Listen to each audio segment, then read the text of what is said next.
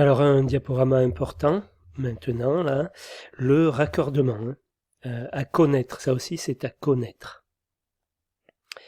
Donc il existe deux types de branchements pour le raccordement d'une maison individuelle. La façon de raccorder une habitation au réseau de distribution publique est régie par deux normes, la NFC 1400 et la NFC 1500. Nous allons passer en revue les deux types de branchements possibles et définir leur mode opératoire. Alors, la dérivation individuelle. Tout d'abord, certaines exigences normatives doivent être respectées afin d'exécuter dans les règles de l'art votre branchement, un branchement électrique. Le raccordement proprement dit est soumis à la NFC 1400, qui est la norme réservée aux distributeurs et définit les règles d'installation d'un réseau de distribution publique orienté branchement. Je suis dans le domaine public, j'amène l'électricité, là, de façon enterrée. Ça, c'est la norme NFC 1400 qui gère. Quand j'arrive dans le privé, c'est la norme C1500 qui gère. Voilà.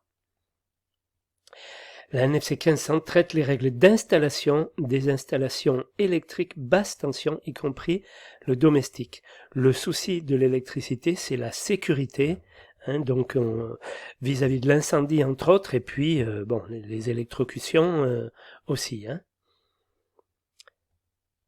Une dérivation individuelle est un raccordement créé depuis le réseau électrique Enedis et principalement dédié à une habitation.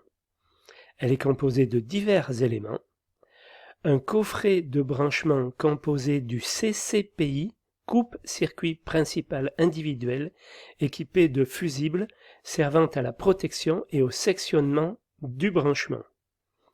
Du compteur électrique, du disjoncteur de branchement AGCP, appareil général de coupure et de protection, des câbles faisant la liaison entre le coffret et la maison. Voilà.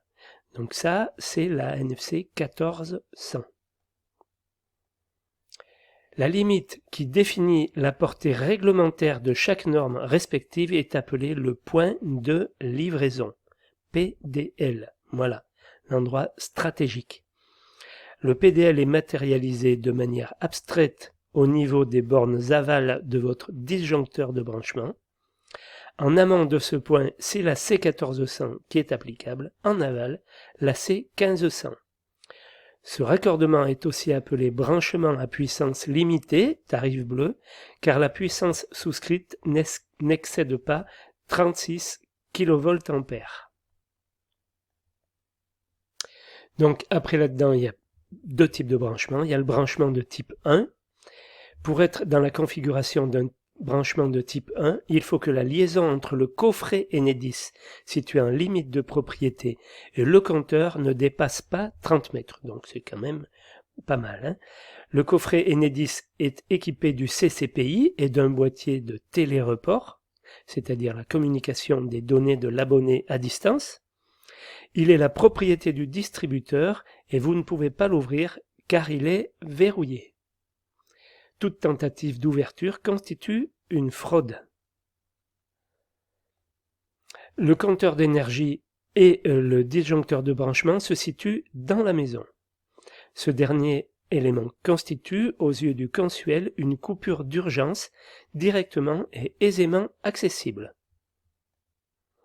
La liaison entre le coffret extérieur et l'habitation est constituée d'un câble enterré et elle est soumise à la NFC 1400, donc incombe au distributeur. Elle transite dans un fourreau rouge appelé TPC, tube de protection des câbles. La liaison est aussi constituée d'un câble de télécommunication blindé, assurant la liaison entre le compteur électrique et la prise de télé-report. Voilà pour le branchement de type 1.